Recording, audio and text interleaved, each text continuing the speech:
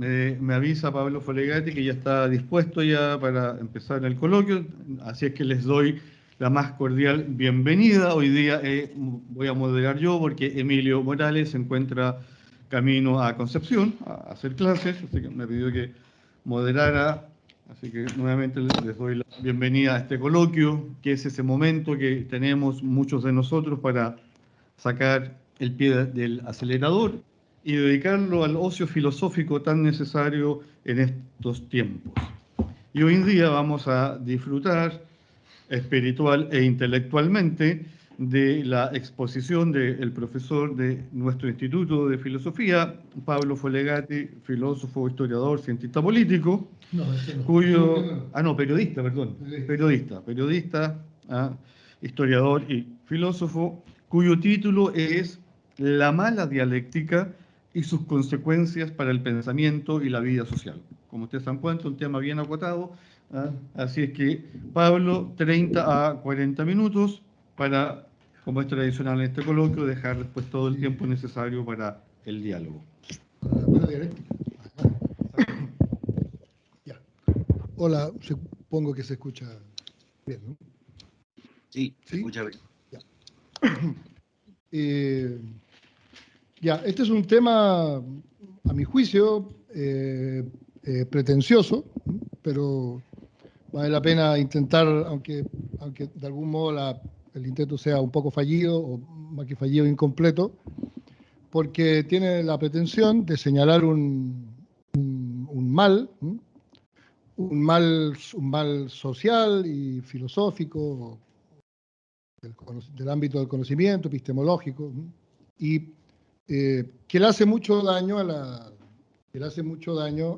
sociedad y le hace mucho daño a los seres humanos, porque le impide el acceso a la verdad, impide el diálogo con los semejantes y de algún modo impide, o sea, no de algún modo, como corolario, impide el acceso de la mente y del corazón humanos a Dios.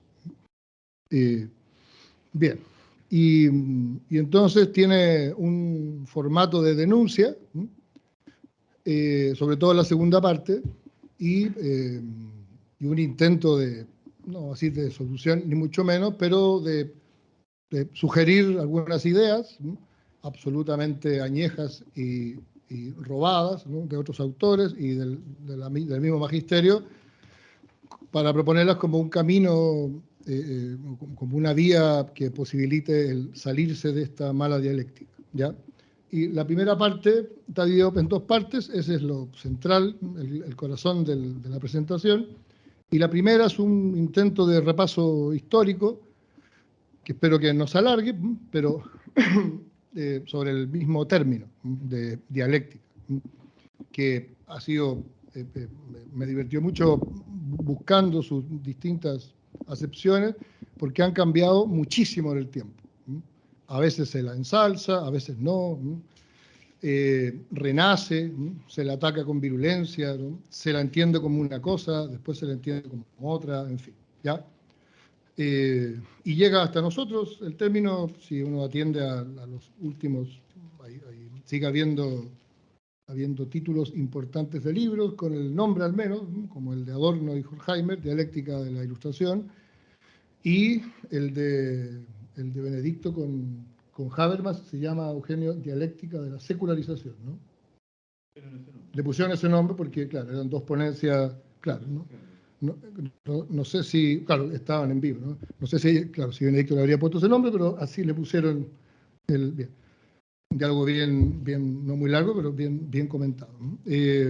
Entonces, el título sigue, la palabra sigue sin que no se deja de ocupar, pero al mismo tiempo es difícil de asir, ¿ya?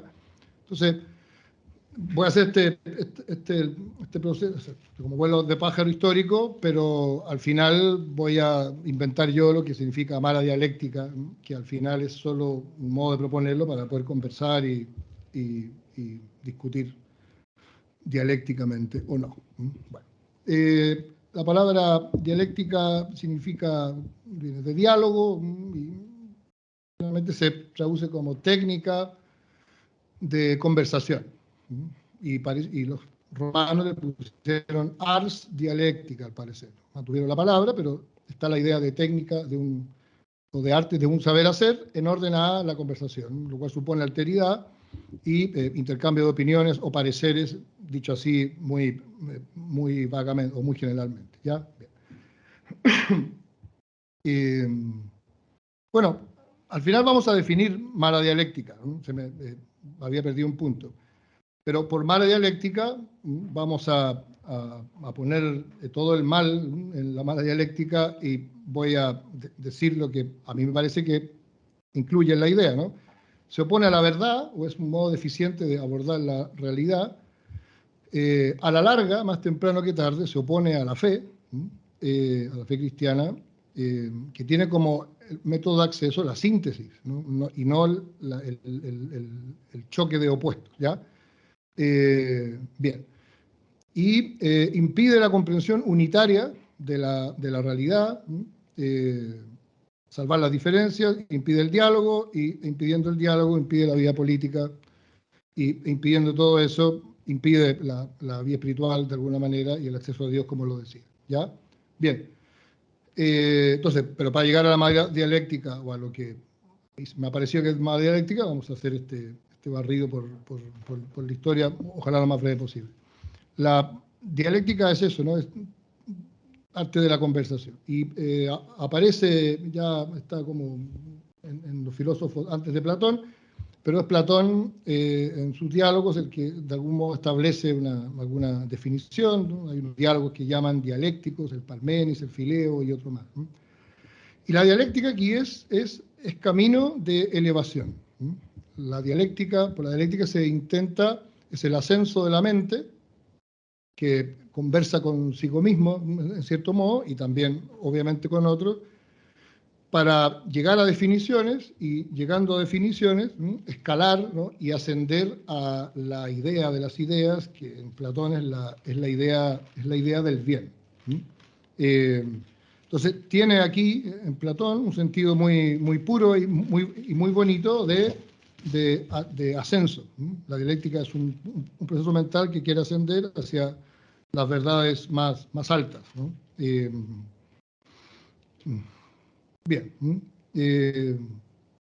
Y gracias a la dialéctica se va desvelando la realidad, se permite ascender y se posibilita un acceso como directo hacia la idea de bien, que es la idea de las ideas, ¿no? Como el tránsito, el camino, ¿no? Allá se ve la idea de que la dialéctica es camino, tránsito, método, ¿no? Uno diría. Aristóteles luego, en el libro que se llama Los Tópicos, la sitúa, bueno, perdón, genéricamente, la dialéctica se puede poner en el género de la lógica. A veces se ha confundido la historia, se han confundido, identificado, otras veces se hacen grandes distinciones, en fin. O sea, está en la base de la posibilidad de la ciencia. La lógica es la posibilidad de ciencia de todo tipo, y la dialéctica se pone en ese género. Ahora bien, Aristóteles la distingue de la lógica científica o silogística, y dice que la dialéctica tiene relación con es el camino, ascenso, método, pero en relación con las verdades contingentes o de opinión. La dialéctica es camino de conversación, pero respecto de realidades que no son necesarias o inmediatamente universales. De tal modo que ahí donde termina la ciencia, diríamos así, el método silogístico que pretende llegar a conclusiones universales, ahí donde termina ese modo de pensar, empieza la dialéctica. De tal modo que es muy amplio, es un método cuyo ámbito es muy amplio y fácil ver que se plasma sobre todo en temas de ética y de vida política, ¿ya? Bien, no únicamente, pero ya. Y entonces es una serie los tópicos son una serie de reglas en orden a mostrar el camino, a mostrar la estructura de los argumentos, de tal modo de ir avanzando en los diálogos hacia opiniones más certeras, que se acerquen más a la realidad, ¿ya? Y una cosa bien importante que dice Aristóteles es que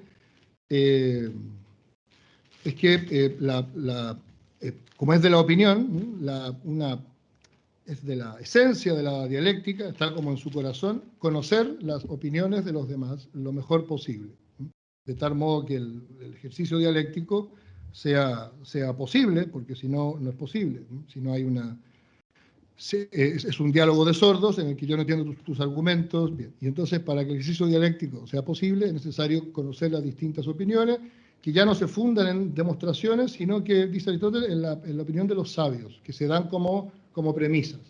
Ya no son los primeros principios del entendimiento, que son la base de todo silogismo científico, sino que son los primeros principios de estas discusiones, son las opiniones como consagradas, a las que todos aceptan, sea una o sea varias, ¿no? Es como el principio de la discusión, unas ciertas verdades que se dan por ciertas, porque si no se dieran por ciertas, la discusión dialéctica no empieza y uno se iría cada vez más atrás. Y ya. Bien. Y dice Aristóteles que sirve para tres cosas. Dice que sirve para ejercitar la mente. Conocer estos tópicos, o tópicas, le dicen por ahí, que significa lugares de argumentación, yo pienso que significa. Es un método de pensamiento y con el cual uno se facilita la vida porque permite abordar mejor la realidad y los argumentos, ¿no? Después dice que sirve para una derivación que sirve para la conversación, ¿sí? Porque, bueno, ya lo había dicho, supone el conocer con la mayor claridad posible las opiniones del resto, las consagradas, de modo tal de que la conversación se dé acerca de algo claro y que ambos personas o partes comparten, ¿no? De tal modo que permite la claridad, ¿sí? y el enunciar los problemas del modo más claro posible. Con la mayor precisión posible y que además es como el fundamento derivadamente para, conociéndolas con claridad, poder atacarlas o defenderlas, ¿no? O sea, cuando sea el caso, ¿ya? Bien. Y la tercera, que se acerca un poco a lo de Platón, es que sirve como una ¿cómo se dice? No un preámbulo, no un conocimiento previo, una propedéutica para el conocimiento filosófico, que es científico, como una posibilidad como un sustrato mental que ayuda o que deja como a las puertas del conocimiento filosófico, que es el científico o el silogístico, digámoslo así, por excelencia, y el más universal de todos, ¿no? Y dice por ahí, pudiendo desarrollar una dificultad en ambos sentidos, discerniremos más fácilmente lo verdadero de lo falso en cada cosa, la medida en que se es capaz de enunciar las opiniones en ambos sentidos. Y aquí ya todos recordamos que es el método escolástico, ¿no? Este es como el origen, la capacidad de ponerse objeciones, ¿no? Bien. Gracias a las cuales la mente va avanzando, va haciendo distinciones, en fin, ¿no? Bien. Y entonces, cuando dice eso, si ya sirve para la filosofía, de algún modo sirve para cualquier saber. Es un método, dice Aristóteles, que sirve para todo, porque es capaz de ayudar a conectar las premisas con las conclusiones, y es como una especie de método, el método de los métodos. Dice Aristóteles, de algún modo está implícito en todas las ciencias. Todas las ciencias tienen un método, pero ese método de algún modo tiene la forma dialéctica, ¿no?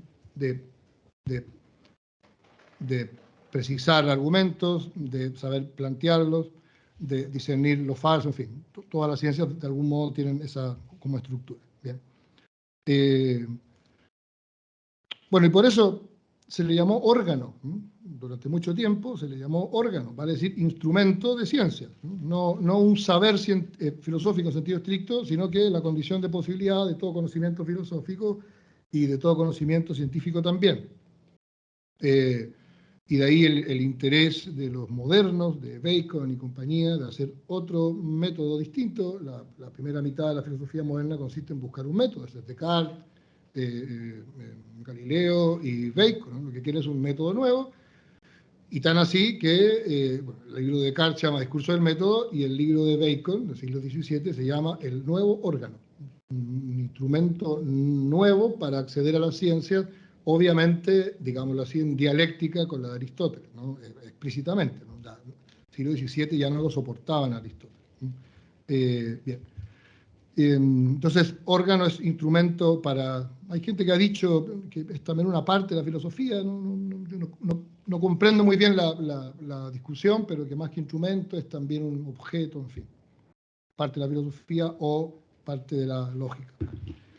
Bien, y dice una cosa interesante, dice, y aquí termino con Aristóteles, dice, es una proposición dialéctica, es una pregunta plausible, bien para todos, bien para la mayoría, bien para los sabios.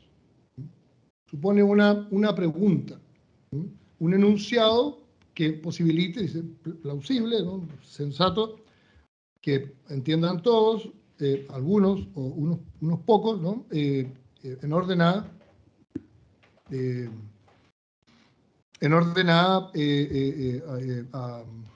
a conversar, cuya conversación tiene como fin el conocimiento de lo verdadero o acercarse a lo verdadero.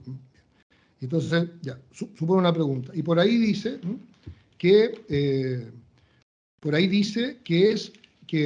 es una pregunta la dialéctica supone una pregunta que requiere ser contestada con un sí o un no. Es bien importante, ¿no? Con un sí o un no, porque si se enunciara de otra manera, de alguna manera se intentaría ciencia, dice Aristóteles, ¿no? Tiene que ser enunciado así, sea un sí y un no, y a lo cual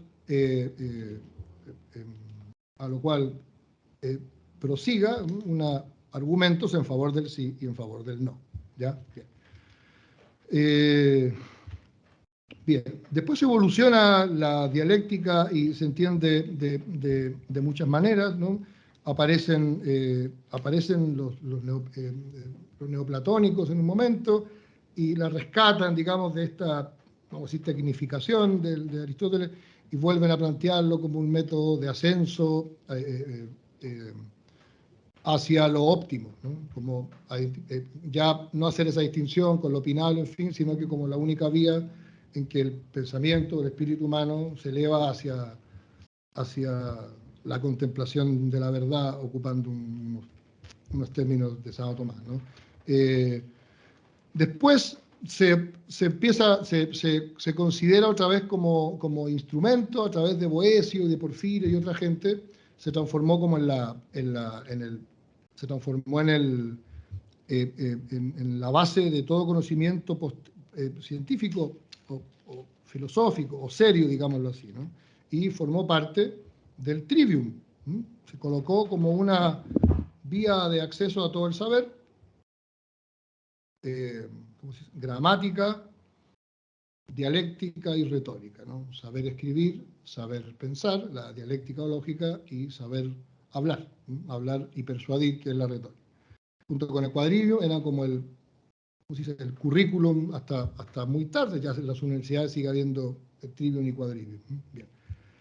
Las artes liberales, que eran una serie de conocimientos, ¿no? pero que no escapaban sobre todo el trivium, no escapaban de su condición de órgano, de instrumento para el conocimiento de la ciencia. Si no tienes el instrumento, no puedes llegar a la ciencia, y la dialéctica se entendía como parte de ese trivium. A veces se la distinguía de la lógica o del resto de la lógica, a veces se la identificaba, en fin. Un pequeño paréntesis. La mala prensa de la dialéctica en determinado momento de la historia es que se le identificaba o se la relacionaba demasiado con la sofística, que es un método como tramposón de pensar y de discutir, que más bien tiene como objetivo derrotar al oponente y no llegar a ninguna conclusión más o menos válida, ¿no? de tal modo que la dialéctica había una sospecha respecto a la dialéctica, como si su fin fuera bastardo y no fuera recto, ¿no? Entonces, en la medida que se la identifica con la sofística, tiene mala prensa, y cuando se acerca a la idea de lógica, ¿no? se la considera, se la acepta socialmente, digámoslo así, ¿no? Y Santo Tomás la considera una parte de la lógica, porque sigue la nomenclatura de Aristóteles, pero en general después ya se identifica con la lógica, ¿no? Entre medio, ¿no?, está Abelardo, que es como el padre, digámoslo así, ¿no?, del método escolástico, y su método es el sic et non. Abelardo es un siglo antes de Santo Tomás. Y sic et non va a decir el sí y el no, ¿no? Argumentos a favor y en contra, que es la misma, lo que sugería de algún modo Aristóteles, y es la estructura de la escolástica, ¿no? El sí y el no, preguntas que hay que contestar sí o no, y a continuación se puede hacer una serie de distinciones. Y se peleaban ahí, hay de hecho, en el libro de Historia de la Filosofía, te van a aparecer en algunos el enfrentamiento entre dialécticos y antidialécticos, ¿no? Pero la disputa era respecto de la teología, vale decir, si el método dialéctico era adecuado o permitido incluso para abordar cuestiones de carácter teológico, si se podían reducir problemas, qué sé yo, de carácter bíblico a este método dialéctico. Este fue un problema, ¿no? Era como, perdonándoseme la palabra, era como enchufar a Aristóteles en una dimensión que no le correspondía y rebajar la teología a una serie de modos y de técnicas y de discusión, ¿no? El escolasticismo tuvo mala prensa porque se convirtió un poco en eso, ¿no? Y se terminó, más allá de la grande síntesis escolástica de San Buenaventura, San Alberto y sobre todo de Santo Tomás, terminó con una técnica también, ¿no?, que se hizo muy desagradable para una serie de filósofos, y en parte explica la reacción voluntarista, en fin, ¿no?, incluso espiritual, tan adecuada para las personas. Se casa. Bien. Y después aparece otra vez la palabra, ¿no? Y en el siglo XVI hay una serie de libros, estos datos son de Ferrater Mora, ¿no? Y hay una cita larga de libros que tienen la palabra dialéctica en el siglo XVI. Después en el XVII y en el XVIII se ocupó más la palabra lógica y llegó media golpeada la idea de dialéctica, en fin, ¿no? Es la idea de oscilación, ¿no? Hasta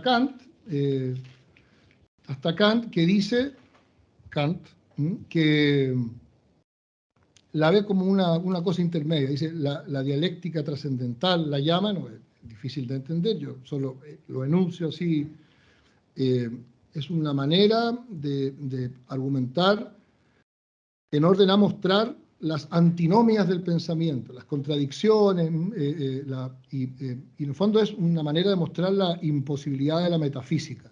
Eso decían los textos, ¿no? Eso decía Wikipedia, ¿no? Es el modo de mostrar cómo se razona mal, y cómo la mente hace saltos y que son impropios. Bueno, lo que importa es la dialéctica moderna, la idealista, que es la de Hegel y la de Marx, y que es de donde, en mi apreciación, ¿no?, viene la mala dialéctica, es como el corazón de la mala dialéctica. Ya, ahora, siempre es método, siempre es camino a, es acceso a el saber, siempre es acceso hacia el saber, el modo adecuado de acceder, ¿ya? Y Hegel, ¿no?, le reconoce sin ningún tipo de tapujos, ni siquiera es que lo reconozca, ¿no?, alaba la aparición de la dialéctica en el mundo antiguo, porque le parece con bastante razón que gracias a que apareció la dialéctica apareció la ciencia en sentido estricto. Aparece la posibilidad de ciencia que tiene una estructura racional. Es casi que, no sé si está bien dicho, es casi como que aparezca el logos, una derivada es que aparezca un método a través del cual se pueda pensar en orden y se lleguen a conclusiones verdaderas, ¿no? Y de cierto modo también es una superación del esquema de Parménides y de Heráclito, que era muy estricto y obligaba a Parménides a decir cosas raras como que el movimiento no existe, y que es solo apariencia, y a Heráclito a decir cosas muy curiosas como que solo existe el devenir del movimiento y no existe nada fijo, en fin. Entonces Hegel le reconoce eso, ¿no? Bueno. Pero Hegel le da una vuelta y dice, no una crítica, sino que como una insuficiencia de la dialéctica antigua es que trata sobre objetos inmóviles, ¿no? Como congelados. Y Hegel lo que quiere es explicar el devenir, de tal modo que le parece que tiene que llegar a una dialéctica 2.0, de tal modo que sirva para explicar la realidad completa, devenir incluido, cosa que que la dialéctica en sentido antiguo no permitía. Al igual que los filósofos griegos, y al igual que Santo Tomás y la tradición escolástica, Hegel busca un saber absoluto. Entonces, la dialéctica, es decir, busca una ciencia, la ciencia máxima, la sabiduría, los antiguos, y Hegel nos olvida de eso y también quiere un saber absoluto y quiere un método que le ayude a entender la realidad de modo completo y que no quede nada fuera de esa lógica. De ahí esa absolutización de la dialéctica de Hegel y en Marx, que es tan curiosa, ¿no? Tiene una pretensión muy grande a saber la intención de comprenderlo todo desde ese método. Bien. Digo frase, ¿no? La dialéctica en Hegel es como es difícil definirla, súper difícil. Yo intenté, no pude, busqué en lugar, y tampoco pude una definición como que uno dijera como consagrada de la dialéctica idealisto-hegeliana, y no es tan fácil porque, no sé decirlo, porque no es solo método, sino que es como la quintesencia de la misma realidad, en fin, ¿no? Hegel, ustedes ya saben. Entonces, ley suprema de lo real, procedimiento del pensamiento filosófico. Procedimiento del pensamiento filosófico, Aristóteles te diría que sí, o Platón, pero ley suprema de lo real. Entonces, en dos palabras, voy a decir algunas frases, la dialéctica aparece como la condición de posibilidad para un saber absoluto. Y además, como lo más, como quien dice, intrínseco a la realidad, es lo que explica la realidad completa, pero desde dentro mismo. La dialéctica es como algo que está en las cosas, no solo en el pensamiento. Bien. Ya. Bien. Y ya. Bueno, hay que saltarse algunas cosas. Bien, lo esencial de la dialéctica es aquella estructura de tesis, antítesis y síntesis, ¿ya? Y nos vamos a intentar fijar, es como el origen del mal, en la parte negativa, ¿no? Tesis, una proposición que es incompleta, de la que lleva como en su seno una contradicción, y esa contradicción se le presenta a la tesis y hace surgir una síntesis nueva, que se transforma luego en otra tesis. Es como la estructura general. Bien. Y así se avanza, ¿no? ¿Cómo se explica la realidad? Identificando tesis, identificando su negación y posibilitando una síntesis, que ahora es tesis y que tiene una negación, en fin. Entonces hay un proceso, ¿no? Porque no es solo lineal, sino que hay una cierta idea de que la cosa asciende, de que la realidad va ascendiendo y se va como desplegando algo mejor que lo anterior. La síntesis siempre es mejor que la tesis, pero al mismo tiempo tiene tiene limitaciones y por eso viene la contradicción. Bien. Y en Marx es la misma cosa, ¿no? Dice Engels, ¿no? Vamos a hacer una sola definición de Engels. Dice, así nomás, dice, la dialéctica es la teoría de todo el universo, una representación exacta de la totalidad del mundo, de su desarrollo y del de la humanidad. Luego, la dialéctica explica todo. Es una ley de desarrollo extremadamente general de la naturaleza, de la historia y del pensamiento. O sea, explica todo. Bien.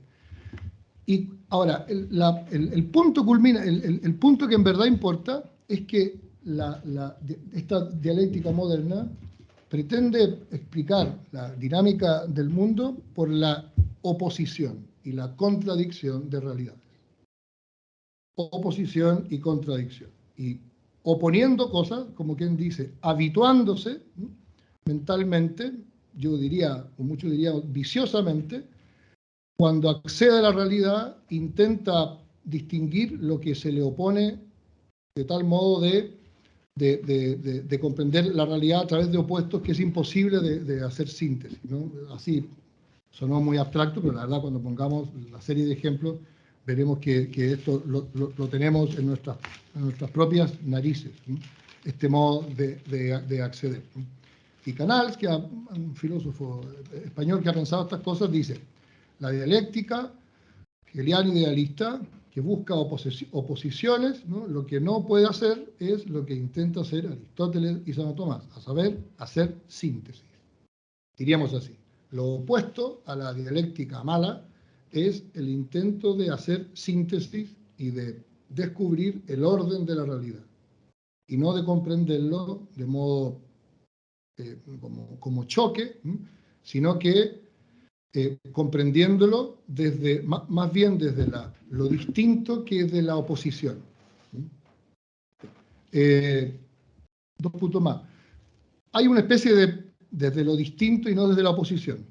Lo importante es la cosa que difieren, que son seres distintos, no que se enfrentan. Ya diremos una palabra. Y después yo voy a proponer unas oposiciones muy clásicas, y después, si les parece, podemos hacer algo así como un ejercicio, para tratar de resolverlas todas y quedarnos aquí hasta alrededor de las 12 de la noche. Porque son muy difíciles uno intuye que son falsas las oposiciones, pero también son difíciles de comprender. Bien. Hay una especie de dialéctica, como de predialéctica o de dialéctica mala, que viene de otro lado, que es el maniqueísmo, que ha sido como un cáncer que no se va nunca, un virus que no se va nunca de la cultura occidental, y que tiene como su esencia es la oposición de realidades y el trazamiento de una línea que divide el mundo entre el bien y el mal.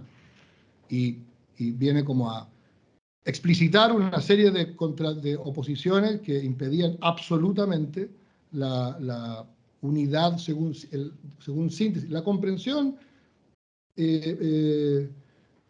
viene edificada de la realidad que, por una parte, permite el ascenso hacia Dios, y por otra parte, permite comprender, a la luz de la fe, la creación de Dios como hacia abajo. El momento ascendente se va haciendo síntesis y llegando hacia Dios, digamos, comprender su lógica desde la unidad. ¿Ya? Bien. Vamos a estos ejemplos, ¿no?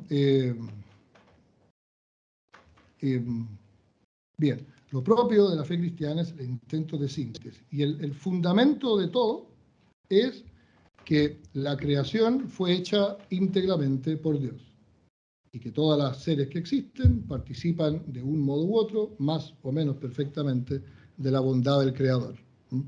La idea aquí es: y vio Dios que todo era bueno. De tal modo que ya con esa frasecita, ¿no?, del Génesis, se hace difícil pensar la realidad desde opuestos, porque la mitad mala no viene de un Dios malo y la mitad buena de un Dios bueno.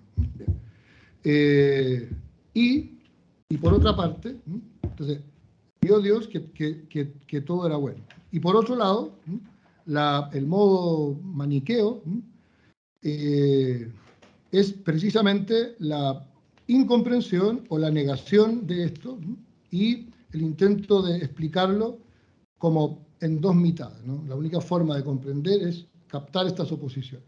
Y Santo Tomás dice: lo que hay que hacer es captar la diferencia de las cosas, la distinción. Aquí hay varios que podrían explicar bastante mejor que yo aquella idea de Maritain, ¿no?, esa frase de Maritain tan bonita, que es distinguir para unir. Como una especie de, iba a decir mantra, ¿no?, una palabra para la vida de hoy día, pero como una idea muy central en su pensamiento: distinguir para unir. Y yo había como inventado una contraposición, entre distinguir para unir, ¿no? Que es el modo sintético y cristiano, versus la dialéctica que opone cosas, ¿no? Y sería algo así como captar o comprender lo opuesto para enfrentar. Esa es como mi super definición, ¿no? En vez de distinguir para unir, captar las oposiciones para enfrentarlas. Esa sería como la misión. Y para algunos para la mayoría es como hacer avanzar la historia a través de las contradicciones, acelerar las contradicciones, dice Marx, no sé exactamente, no pude encontrarlo, Eugenio me ayuda con esas citas siempre, acelerar las contradicciones, como la única cosa que uno puede hacer, porque la dialéctica ya está escrita en la historia y solo vale o empujarla o detenerla, ¿ya? Porque la historia está escrita en ese sentido, porque la dialéctica es la ley de la realidad, en fin. Entonces, yo voy a nombrar, como para suscitar la discusión, me gustaría, después nos podemos hacer cargo de alguna, de una serie de contraposiciones que muchas nos van a parecer muy normales y quizás discutamos si en verdad se oponen dialécticamente o no, en fin, ¿ya? Pienso yo que en cierto modo somos todos bastante dialécticos, más de lo que creemos. Somos todos, sin darnos cuenta, bastante dialécticos. Y perdón el chiste, los que estamos casados, cada cierto tiempo es fácil darse cuenta cómo uno es muy dialéctico cuando discute con el cónyuge, ¿no? Bueno. Y sobre todo cuando tú eres el oprimido el 99% de las veces. Jesús dialéctico, ya.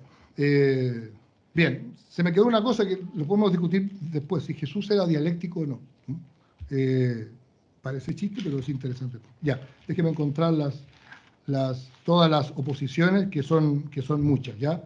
Hay Canals, en un artículo que a mí me abrió, en cierto modo, estas ideas, recuerda una serie de díadas, como le llama a él, de oposiciones de conceptos que parece que vienen de Pitágoras. Disculpen, necesito... y de conceptos que son como pares de conceptos que parecen enfrentados de modo anti. Y son los siguientes, ¿no? Son los que dice, estos son los que los que nombra Canal, pero que vienen de Pitágoras, ¿no? Y va poniéndolo va poniéndolo como en columnas distintas, ¿no? Y entonces, perdón, va poniéndolo como para decir, bien, como en columnas distintas y va como asociando unas a otras, ¿no? Aquí nos vamos ojalá mujeres y hombres no nos enojemos, pero es muy probable, ¿ya? Bien. Cuadrado y circular. Par, impar. Luz, oscuridad. Todas en el mismo orden, ¿no? Hombre, mujer, ¿no? Obviamente, tenía que decir. Autoridad, libertad. Incluso dice pares y nones. Monarquía, bueno, que es posterior, ¿no? Autoridad y libertad. Mujer, ley, creatividad. Déjeme ver, ¿no? Cóncavo y convexo. Es gracioso también, ¿no? Cóncavo y convexo. Bien, y después estas mismas uno puede, masculino, estático y móvil, recto y curvo. Bien, luz, oscuridad, izquierda, derecha, izquierda. Bien. Bien. Y entonces, lo femenino es curvo, cóncavo, oscuro, circular, de izquierda, creativo, en fin, y lo opuesto, ¿ya? Bien. Y entonces hay como una tabla. Esto es un modo muy deficiente, por si acaso, por si alguien no... Es un modo muy deficiente de pensar, de oponer las cosas así, ¿no? Bien. Y después tú puedes ahora ir como a oposiciones más actuales que se siguen de esa, ¿no? monarquía o autoridad, democracia. Monarquía, democracia. Igualdad y libertad. Derecha, izquierda, obviamente. Esa es como la gran... progresista, ¿cómo se dice lo contrario? Conservador o contrarrevolucionario, ¿no? Pero conservador, ¿no? Machista, feminista. Eso, ¿no? Bueno, bien y mal, ¿no? Bien y mal es como... Y otras más que yo anoté, y aquí termino. Concilio, autoridad del Papa. Esta es una discusión que se ha hecho, ¿no? Lo conciliar, ¿no? La autoridad del concilio es como lo democrático y la superioridad de la autoridad del Papa sería como lo de derecha masculino, el otro sería lo democrático, en fin. Yo puse otras aquí, ¿no? Contemplación, acción, actividad, ¿no? Modo más perfecto de vivir cristianamente, ¿no? Entonces, una cosa es estar en el mundo y operar por el bien de la sociedad, otra cosa es lo contemplativo y los ejercicios de piedad, ¿no? Lo público se contrapone a lo privado, se contrapondría a lo privado, cosa que no es así, ¿no? Lo público a lo privado, ¿no? Virginidad, paternidad. Parece que son como opciones contrapuestas o contradictorias, ¿no? Bien, hay más, ¿no? Yo las digo porque suscitan la discusión y la pelea, ¿no? Aquí están y las digo y se sacan, ¿ya?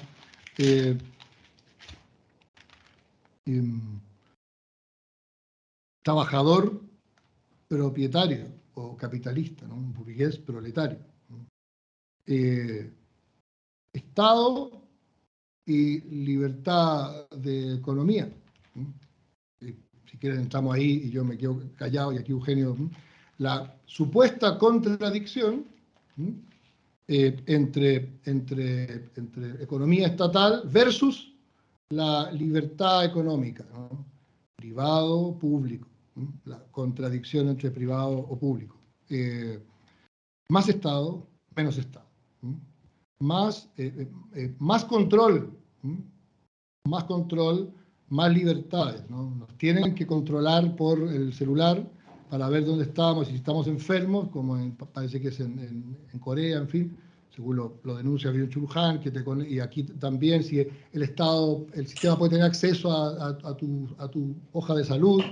Entonces, eso, resultados versus libertades humanas, ¿no? Bien. Padre, hijo.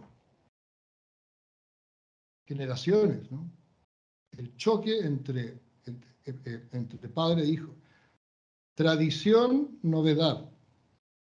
Parece que si hay novedad hay que negar la tradición, y si hay tradición hay que negar la novedad, ¿no? Fe y razón. Bien. Y la última, bueno, el ser y la nada, en cierto modo, pero ese es más discutible, ¿no? Y una frase de Sartre que es muy interesante, ¿no? Dios o criatura. Ese quizás es como el corazón de todo, ¿no? Dios o criatura. Orden o libertad de espíritu. Casa, trabajo incluso. Ese no sé si está bien, ¿no? Pero, o trabajar o cuidar la casa, ¿no? Y lo último, la frase de Sartre, ¿no? que viene aquí como un corolario, ¿no? Porque lo que más me interesa a mí a la larga es la contradicción entre la aparente contradicción entre Dios y el hombre. Bien, se divide todo entre oposición, pero también se opone Dios al hombre y al parecer al final de los tiempos va a aparecer como que no queda otra si Dios o yo. Y la frase de Sartre es, si Dios existe, yo no puedo ser libre. Y si yo soy libre, verdaderamente libre, Dios no puede existir. Son la oposición entre creador y criatura, entre yo o Dios, o incluso entre yo o los otros. Autonomía de la madre, derecho a vivir del feto. Y así sucesivamente, ¿no? Eso. Se salen o no se salen, hay que salir de algunas o no. Eso, para dar, disculpa Eugenio, con esas días, ¿son solucionables o estamos fritos para, digámoslo así, y estamos obligados a ver la realidad opuestamente sin hacer síntesis?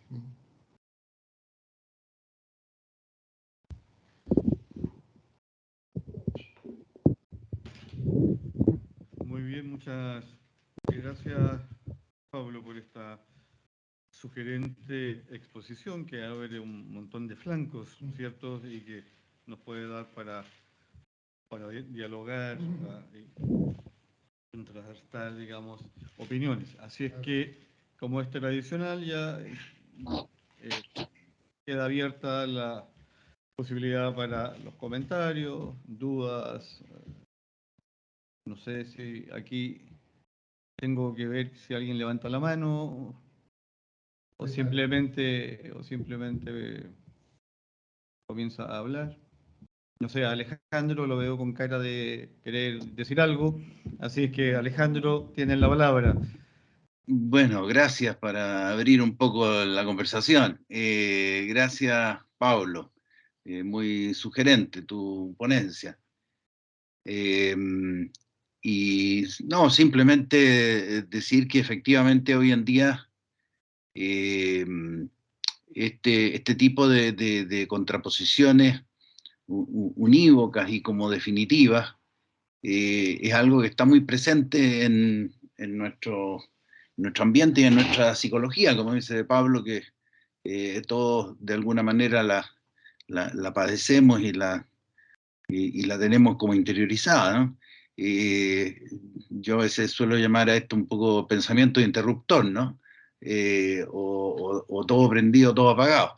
Y que basta a veces oponer una discrepancia para derrumbar, por así decir, cualquier afirmación, ¿no? Por ejemplo, nosotros lo vivimos día a día con los alumnos cuando nos dicen, bueno, pero eso es discutible. Entonces, pareciera como que el hecho de que sea discutible ya ni siquiera se pone cuál es la oposición a la frase, sino que el hecho de que es posible establecer o que alguien la opone ya como desacredita cualquier intento de una afirmación de algo cierto. Y mencionar que, bueno, yo creo que justamente la dificultad en filosofía es esta visión más analógica, menos dicotómica de la realidad, y mencionar también la sutileza de Aristóteles, por ejemplo, en su tabla de oposición, no tabla de oposición, sino que él distingue distintos tipos de oposiciones, ¿no? La oposición contradictoria, la oposición contraria, la oposición privativa y la oposición correlativa. Entonces, digamos, eso por lo pronto ya nos llama a ser más sutiles y a tratar de profundizar. Entonces, bueno, sin desconocer, por supuesto, la parte de enorme utilidad que tiene la investigación dialéctica en el comienzo de toda investigación. Un sucedáneo de este comienzo dialéctico de toda investigación es lo que se llama muy malamente brainstorming, ¿no? Cuando uno comienza a investigar algo y uno quiere decir, bueno, qué es lo que han dicho otros, qué es lo que se puede decir, y eso me parece muy, muy sano. Bien, gracias, eso quería decir. Sí, yo sin comprender mucho las oposiciones, pero porque dije, si me pongo a pensar de esto, ni termino el coloquio y tampoco la voy a entender bien, porque son muy sutiles, pero anoté ejemplos para que no se me olvidara. Entonces, habían una de privación, entonces era ceguera, o sea, vista, visión y ceguera. Hay opuestos, pero uno es como la privación de otro. Otros que son contradictorios derechamente, como hombre y no hombre. En el fondo no pueden simultáneamente existir, ¿no? Y los contrarios, que son los más típicos, era, no sé, cerrado, abierto, luz, oscuridad, que siempre remiten a algo común. Bien. Y de eso hay muchas oposiciones, y está lleno, ¿no?, de cosas que se contraponen, pero en relación a una misma. Y las otras que tú dijiste, yo las tengo anotadas como relativas, pero tú dijiste, era mejor la palabra, Correlativa. correlativas, ¿no? Como ese es padre e hijo, ¿no? Sí. Padre e hijo, y supongo que sería mujer-hombre, ¿no? Y habían otros por ahí, otros ejemplos. Entonces, habría que hacerse cargo de cuál contradicción es, en fin. No, eso, no. Habría que hacerse cargo. Eso es lo último que digo sobre el punto. Pero hay distintas, como modos de enfrentamiento, y no todos son iguales, ¿no? Hay que hacerse cargo de esos tipos de oposición, y habrá que invitar bueno, ya está invitado, ¿no?, a Alejandro Vigo, o a Mittelman, que también está invitado, a que nos hablara de eso, pero quizá va a hablar de temas más interesantes, ¿no? O feo o bonito, ¿no? Bueno o malo moralmente, son siempre contrarios, pero no opuestos, ¿no? Maestro-discípulo también es una de correlativa, ¿no? En fin. Bien, mientras alguien más piensa ahí una pregunta, yo, más que pregunta, no sé si quizás que no, Pablo nos pudiera, o a mí, aclarar. Hay como dos conceptos de dialéctica. Claramente con Hegel y con Marx hay un cambio.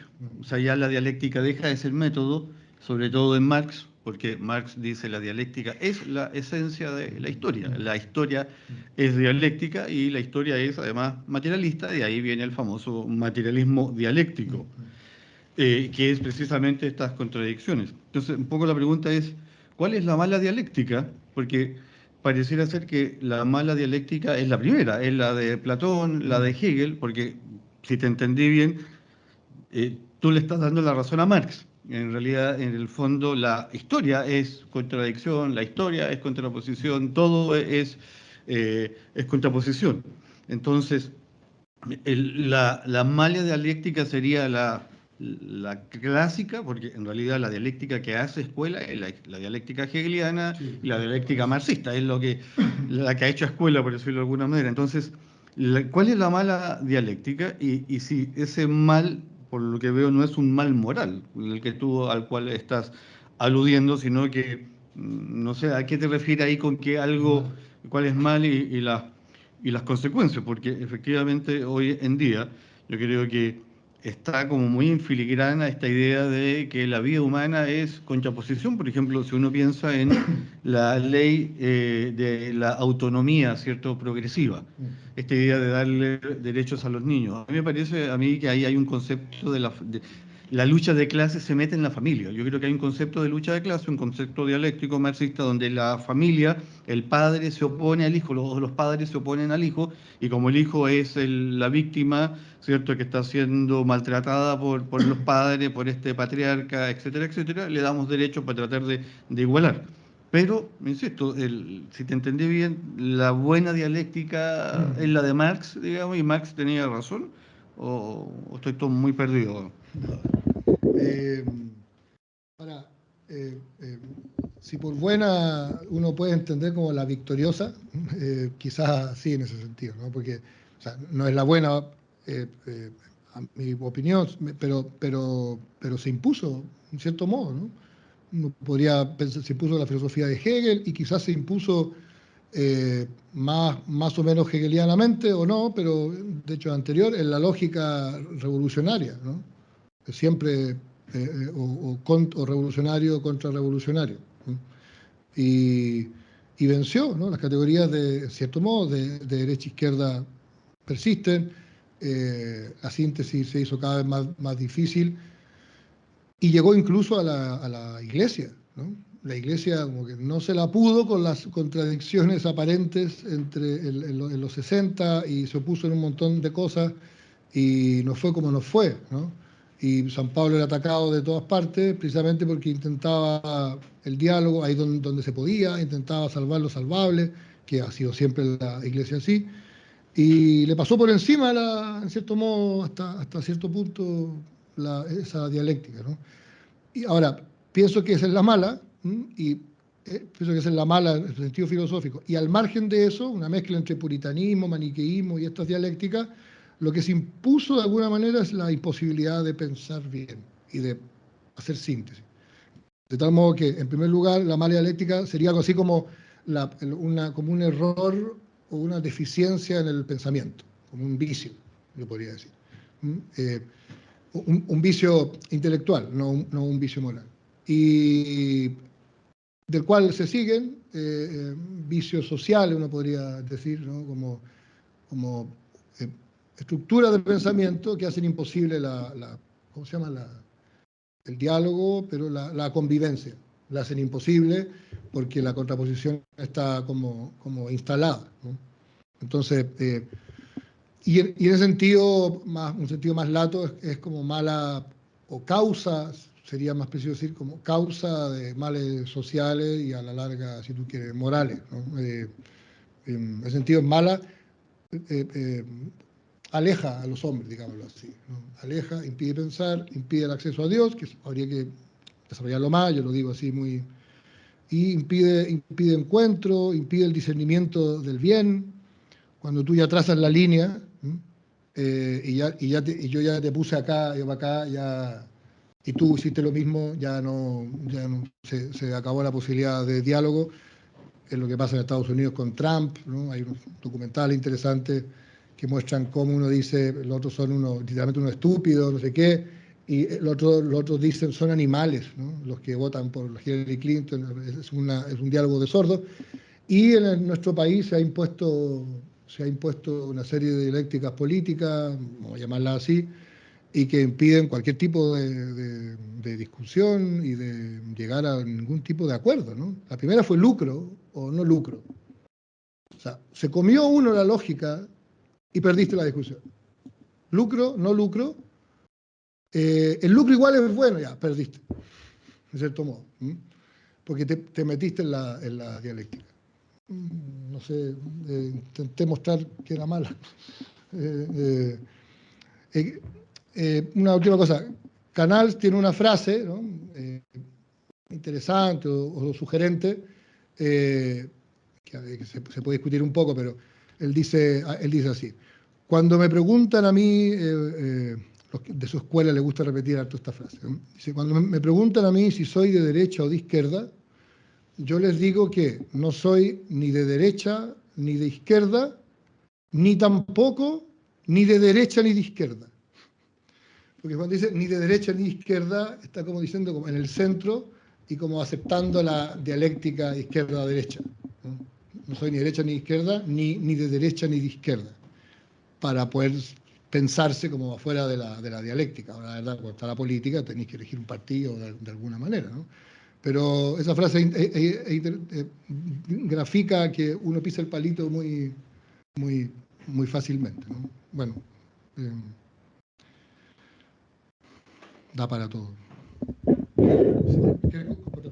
No, después en el almuerzo. Claro. Carlos Mayé, que tiene de fondo el Palacio Pereira restaurado, digamos, impoluto en este momento, se ve por lo menos allí, tiene la palabra, Carlos. Claro, el fondo era un símbolo de un poco de lo que estábamos planteando también. Pablo, muchas gracias, Pablo, por tu exposición. Yo no soy filósofo, no soy, pero sí quería hacer una pregunta, Pablo. Me llamó mucho la atención la frase de Jacques Maritain sobre la distinción y la unión. Y quería preguntar qué rol juega en la oposición, en la creación de esta dialéctica de posiciones, la conversión, el convertirse, incluso desde el punto de vista como espiritual. ¿Hay posibilidad de conversión en estas ideologías o en en estas razones encontradas? Esa es mi pregunta. Buena pregunta. A ver,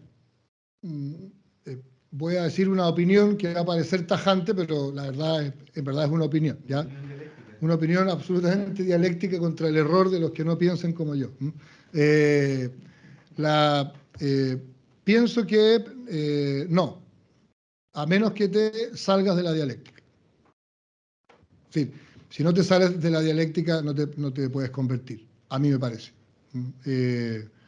Salirse de la dialéctica, en cierto modo, es abrir la mente como al orden de la creación. No sé cómo decirlo mejor, ¿no? Recuerdo una frase de Chesterton, que está en la autobiografía, cuando explica cómo se convirtió él, ¿no? Cuál fue como el camino, no final, cuando ya entra a la iglesia romana, como le dicen los ingleses, ya habiéndose ya convertido mucho tiempo antes de esa entrada a la iglesia romana, ¿no? Era ya cristiano, pero el camino estaba muy deprimido, era medio nihilista, no le captaba el sentido a nada, estaba en la universidad y estudiaba dibujo y le daba todo lo mismo, en fin, más o menos dicho. Entonces, un día dice que cayó en la cuenta de la siguiente idea, ¿ya? Dice, es mejor existir que no existir. Cosas así, dice, ¿no? Luego, la digo mal, ¿no? Pero es bien bonita la idea, ¿no? Es mejor existir que no existir, es como decir, es mejor el ser a la nada, ¿no? Pero el punto de inflexión de él es mejor existir que no existir. Y yo no me di a mí mismo la existencia. Luego, el existir es don, es regalo. Luego, lo recordé ahora, entonces, es regalo. Luego, todo lo que existe es bueno. Esta es la síntesis, lo estoy diciendo yo a mi modo, pero es lo que dice el cristianismo, ¿no? Vio Dios que todo era bueno, pero también vio Dios que vemos nosotros que antes que Dios decía que todo era bueno, pero además era todo distinto, porque un día creaba el cielo y la tierra, otro día creaba los pajaritos y los peces, creaba cosas muy distintas, y era todo bueno, pero también era todo distinto. Pero era todo bueno porque era, digámoslo así, ¿no? En la medida en que era, el ente se convierte con el bien, ¿no? Entonces, en la medida en que existía, era bueno, verdadero y bello. De tal modo que me da la impresión, estoy inventando aquí así a la carrera, me da la impresión que la conversión supone salirse de la dialéctica porque presupone la bondad de lo creado. Y presupone o te libera del Dios versus el hombre, de la contraposición, o Dios o yo. Y para ponerle más color, como tú pusiste en el marco de la fe, podríamos, o sea, no lo invento yo lo he leído para el lugar, el diablo es como el primer dialéctico, el inventor de la mala dialéctica. Y de hecho, los abogados, bueno, es una larga tradición, ¿no? Es una tradición. Bien, claro, ese primer dialéctico, ¿no? Porque dice, ¿por qué? O sea, ¿por qué? Y la respuesta, perdón, entonces, dice, así que no te dejan comer del árbol de la ciencia del bien y el mal, ¿no? Entonces, la Eva todavía la apunta y dice, claro, es que si comemos, moriremos, ¿no? Entonces, como diciendo, no es tan así que no nos dejen, sino que no nos dejan porque nos puede hacer mal. Y entonces ahí viene como la frase dialéctica, le podemos decir, ¿no? No solamente no moriréis, sino que seréis como dioses. Luego, te dijeron algo malo y en el fondo hay algo que se te resta, hay voluntades. Dios hace una cosa, pero te friega. Y tú no quieres que te frieguen, quieres ser como dioses y quisiste ser como dioses. dialécticamente, digámoslo así, y no al modo humano. Y Dios, al mismo tiempo, es antidialéctico porque dice, digámoslo así, ¿no? Porque dice, pueden comer de todos los árboles del jardín, ¿no? Pero no dice de todos menos de uno. Dice, pueden comer de todos, pero de este no coman, porque si comen mueren. Entonces, el árbol de la ciencia del bien y el mal era un bien bajo un cierto orden y no bajo otro orden. Porque ser como dioses, o sea, ser perfectos es algo bueno, pero hay que ser como dioses o perfectos, pero al modo humano, como criatura, y no como Dios. Y el diablo cuando dice non serviam es o Dios o yo, de algún modo. Luego, mi intuición, aunque la respondí muy larga, pero mi intuición es que no es dialécticamente que uno se puede convertir, sino que como saliéndose de ella, de tal modo que el orden del mundo empiece como a calzar, ¿no? Soy una criatura hecha por Dios, no soy Dios, soy bueno como criatura y en fin, no habría que hacer el camino que haría un converso, ¿no? Ahora, el converso se opone al mal moral y al pecado. Eso sí, se opone obviamente al mal moral. Ahora, si eso es dialéctica o no dialéctica, se puede discutir, yo creo que no. Se opone. No, perdón, no, me quedé callado. Tenemos problemas con la cámara, pero estamos escuchándonos y viendo lo demás. Tenemos un problema dialéctico, me dice Camilo Pino, que es la cámara o Folegati, digamos, el rostro seráfico de Folegati, pero bueno, no sé si hay algún otro comentario, pregunta. Al parecer no. Claro, poca dialéctica, dice Pablo. Bien, entonces, si no hay más consultas o comentarios, le agradecemos a Pablo por su sugerente exposición y los dejo invitados para el próximo viernes, donde va a exponer Macarena Solari, que es profesora de nuestra facultad también, sobre el título es La falacia del mito al logos. O sea, lo que ella va a plantear es que este famoso paso de el mito al logos no es más que una falacia, es una tesis bastante interesante y atrevida, podríamos decir, así que vamos a quedar expectantes para el próximo viernes. Que tengan todos una muy buena tarde y un muy buen fin de semana y espero que nos veamos el miércoles a las 6 de la tarde en la sala de arquitectura para la presentación del libro. Un abrazo a todos y Un nuevamente abrazo, muchas gracias a buen fin de Pablo. semana.